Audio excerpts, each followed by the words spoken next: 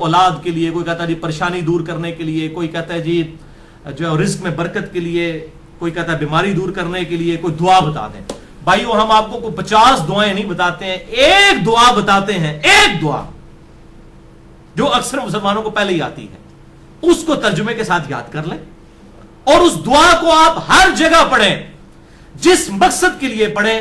اور الحمدللہ قرآن حکیم میں سورۃ البقرہ کی آیت نمبر 201 کے اندر اللہ تعالیٰ نے وہ دعا اہل ایمان کو تعلیم فرمائی ہے اور مومنین کی نشانی بتایا ہے اس دعا کو کہ مومنین اس کے ذریعے اللہ تعالیٰ سے دعا مانگتے ہیں. اور آگے اللہ تعالیٰ نے اپنا فتویٰ بھی سنا دیا ہے کہ جو کوئی ان الفاظ کے ساتھ ہم سے دعا مانگتا ہے ہم اس کی اس دعا کو دنیا اور آخرت میں اس کے حق میں قبول کریں گے. الحمدللہ. اور وہ دعا ہے سورۃ البقرہ آیت نمبر 201، ربنا آتنا فی الدنیا حسنہ وفی الآخرۃ حسنہ وقنا عذاب النار. یہ وقف کر کے میں نے پڑھا اور کنٹینیوس پڑھیں گے. ربنا آتنا فی الدنیا حسنۃ وفی الآخرۃ حسنۃ وقنا عذاب النار. اب اس کا ترجمہ بھائیو یاد کرنا کوئی راکٹ سائنس ہے. ربنا آتینا، اے رب ہمارے ہمیں عطا فرما، ہمیں دے دے، فی الدنیا حسنہ، اس دنیا میں بھلائی، وفی الآخرۃ حسنہ، اور آخرت میں بھلائی. اور آخرت کی سب سے بڑی بھلائی کیا؟ وقنا عذاب النار، ہمیں آگ کے عذاب سے بچا لے. آمین. اللہم اجرنا من النار، اللہم اجرنا من النار، اللہم اجرنا من النار. اچھا مولویوں کی تسلی نہیں ہوئی، انہوں نے اس کے ساتھ لگا دیا وقنا عذاب القبری، وقنا عذاب الحشری، وقنا عذاب المیزان، پتہ نہیں کیا کچھ لگا دیا. حالانکہ تعلیم کی کمی ہے. دنیا اور آخرت اس میں کور ہو جاتی ہے. کیوں؟ پھر دنیا حسنہ میں پوری دنیا کور، وفی الآخرۃ حسنہ میں قبر بھی کور، میدان حشر بھی کور، میزان عمل بھی کور. کیوں؟ بخاری اور مسلم کی متفق علیہ حدیث ہے کہ آپ صلی اللہ علیہ وسلم نے فرمایا جو شخص مر گیا اس کی قیامت قائم ہو گئی، مرتے ہی قیامت قائم ہو گئی. اور بخاری اور مسلم کی متفق علیہ حدیث ہے کہ آپ صلی اللہ علیہ وسلم کی وفات کے دنوں میں سیدہ عائشہ کہتی ہیں میرے بھائی نے مسواک اٹھائی ہوئی تھی، آپ نے مجھ سے مانگی، میں نے انہوں نے چبانے ہی شروع کی تو وہ چبائی نہ گئی، سخت تھی، تو میں نے اپنے منہ میں چبا کر آپ صلی اللہ علیہ وسلم کے منہ میں ڈالی. اللہ تعالیٰ نے میرے تھوک کو اور نبی صلی اللہ علیہ وسلم کے تھوک کو اس دن جمع فرما دیا ایک ہی جگہ پر جو نبی صلی اللہ علیہ وسلم کی دنیا کی زندگی کا آخری دن اور آخرت کی زندگی کا پہلا دن تھا. بخاری اور مسلم میں. تو اما عائشہ حضور کی وفات کے دن کو کیا کہہ رہی ہیں؟ آخرت کی زندگی کا پہلا دن. تو وہ فی الآخرۃ حسنہ میں قبر بھی آ گئی، آخرت بھی آ گئی، میزان عمل بھی آ گیا، سب کچھ آ گیا.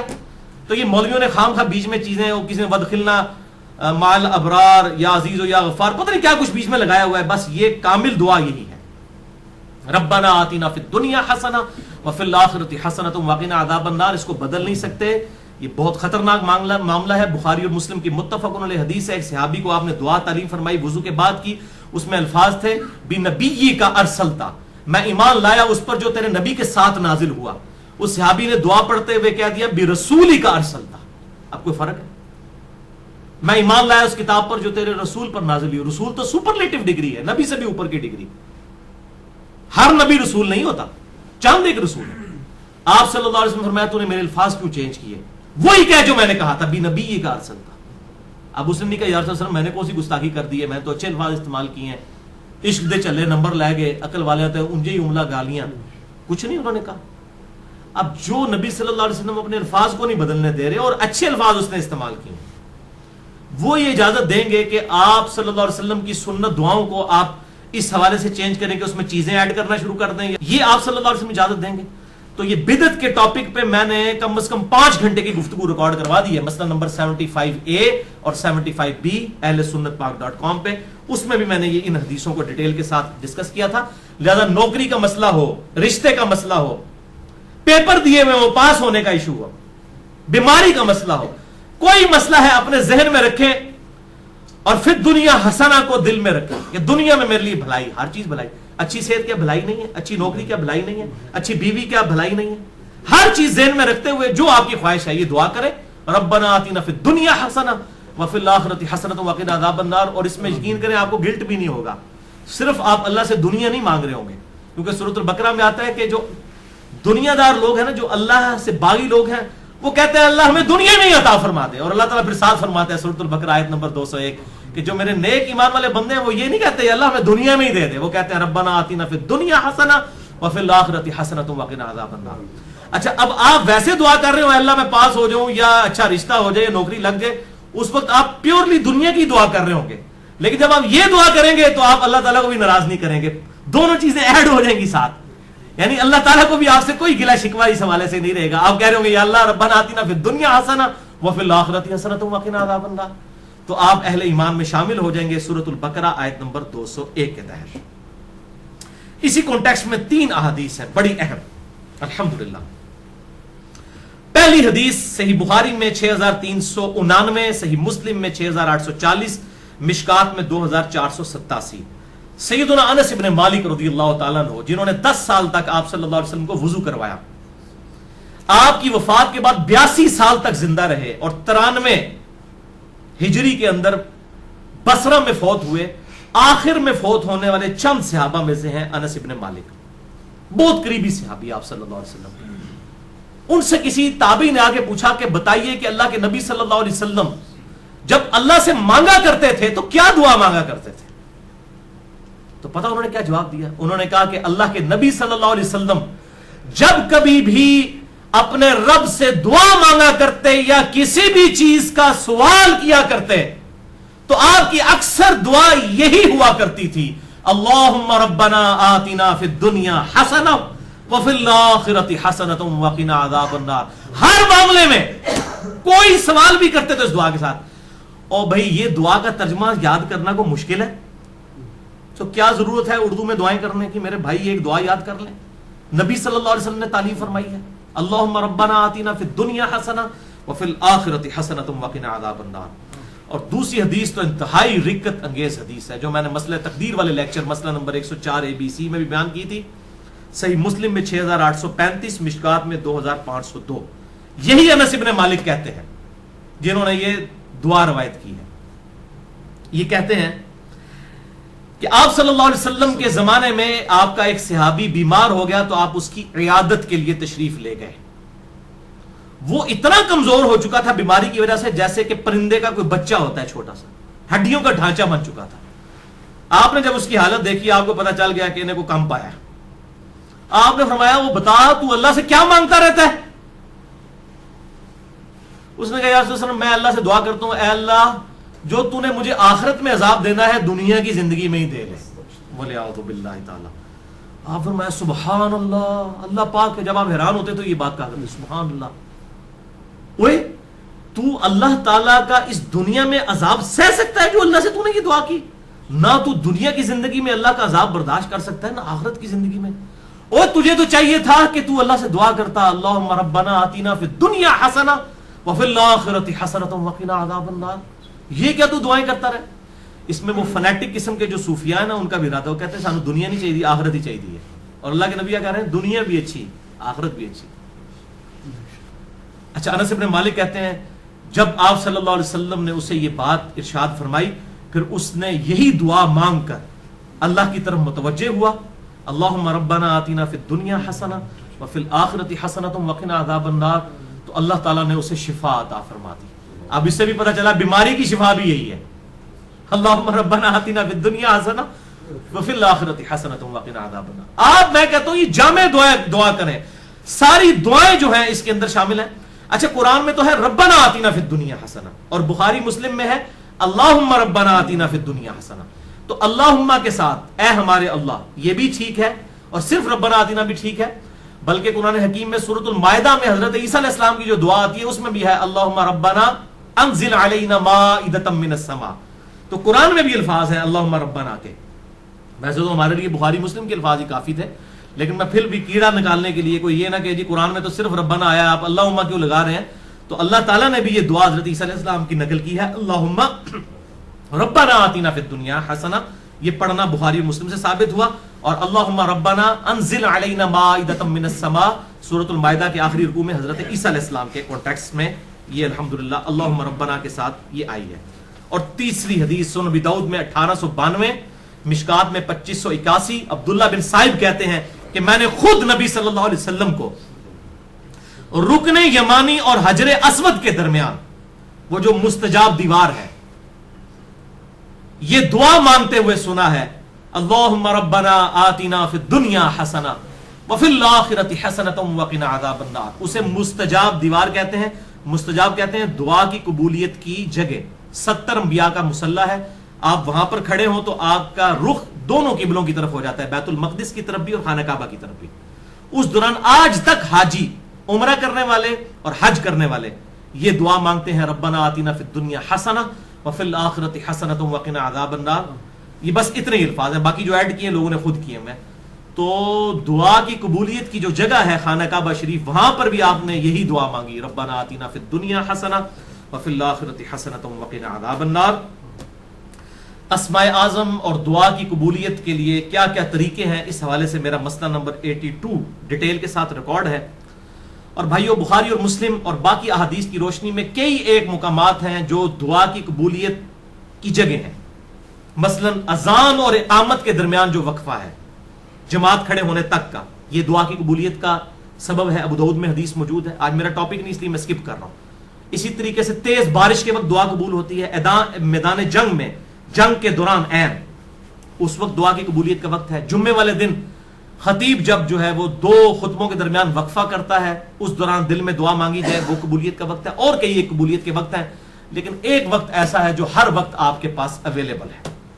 اسی کانٹیکسٹ میں آپ کو اگلی 5 حدیثیں میں بیان کرنے لگا ہوں، اور وہ ہے نماز میں دعا مانگنا، جس کے لیے آپ کو جمعے کے دن کے انتظار کی ضرورت نہیں ہے، کسی اور چیز کی ضرورت نہیں. جب بھی آپ نماز پڑھیں، یہ 5 حدیثیں اسی پہ ہماری گفتگو کنکلوڈ ہوگی. پہلی حدیث صحیح بخاری میں 6230، صحیح مسلم میں 897، مشکات میں 909، کہ آپ صلی اللہ علیہ وسلم نے صحابہ اکرام علیہم رضوان کو تشہد تعلیم فرمایا، التحیات للہ والصلوات والطیبات عبدہ ورسولہ تک. اور اس کے بعد آپ صلی اللہ علیہ وسلم نے فرمایا جب یہ تشہد پڑھ چکو، اس کے بعد جو من پسند دعا ہو وہ تم اپنے رب سے مانگ سکتے ہو، جو بھی من پسند، یعنی جو بھی دعا مانگنی ہے. آپ کتاب و سنت میں اگر کوئی دعا آئی ہے وہ بھی مانگ سکتے ہیں، اس کے علاوہ بھی کوئی مانگ سکتے ہیں، لیکن مانگیں گے عربی میں. عربی سمبل آف یونٹی ہے مسلمانوں کا. اور ویسے ایک دعا ہی اللہم ربنا آتنا فی الدنیا حسنہ وفی الآخرۃ حسنۃ وقنا عذاب النار، یہی کافی ہے. بل اس حدیث میں عدم ذکر ہے درود ابراہیمی کا، وہ اگلی حدیثوں میں موجود ہے. صحیح مسلم میں 1739، مشکات میں 1257 میں ہے کہ اما عائشہ کہتی ہیں کہ نبی صلی اللہ علیہ وسلم جب تشہد بیٹھتے اللہ کی حمد بیان کرتے، اس کے بعد دعائیں کرتے. اور یہی حدیث سنن نسائی میں 1720 اور 1721 ہے کہ آپ صلی اللہ علیہ وسلم اللہ کی حمد بیان کرتے، اس کے بعد نبی صلی اللہ علیہ وسلم پر درود پڑھتے، اور اس کے بعد اپنے رب سے دعائیں مانگا کرتے. اور یہی ترتیب ہے جو جامع ترمذی میں انٹرنیشنل نمبر کے مطابق 593 نمبر حدیث ہے کہ ایک صحابی تھے، انہوں نے بڑی تیزی سے نماز پڑھی اور اس کے بعد جو ہے وہ بڑی جلدی جلدی دعا مانگنا شروع کی. آپ صلی اللہ علیہ وسلم نے انہیں بلا کر نماز کا طریقہ سکھایا، اور دعا مانگنے کا خصوصاً طریقہ اس میں موجود ہے کہ سکھایا. اور آپ صلی اللہ علیہ وسلم نے فرمایا کہ دعا میں جلدی نہ کرو، پہلے اللہ کی حمد بیان کرو، اس کے بعد درود شریف پڑھو، پھر دعا مانگا کرو. اتنے میں ایک اور شخص آیا جس نے اللہ کی حمد بیان کی، درود شریف پڑھا، پھر دعا مانگی. تو آپ نے 2 دفعہ فرمایا سل تعطا، سل تعطا، مانگ تجھے دیا جائے گا، مانگ تجھے دیا جائے گا. یعنی درود شریف اور اللہ کی حمد، یہ پروٹوکول ہے دعا کی قبولیت کا.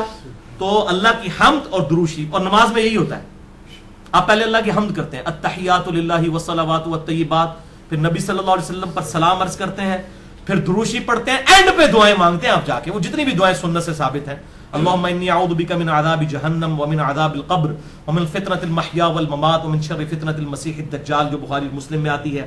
یا اللہم ربنا آتنا فی الدنیا حسنۃ وفی الآخرۃ حسنۃ وقنا عذاب النار.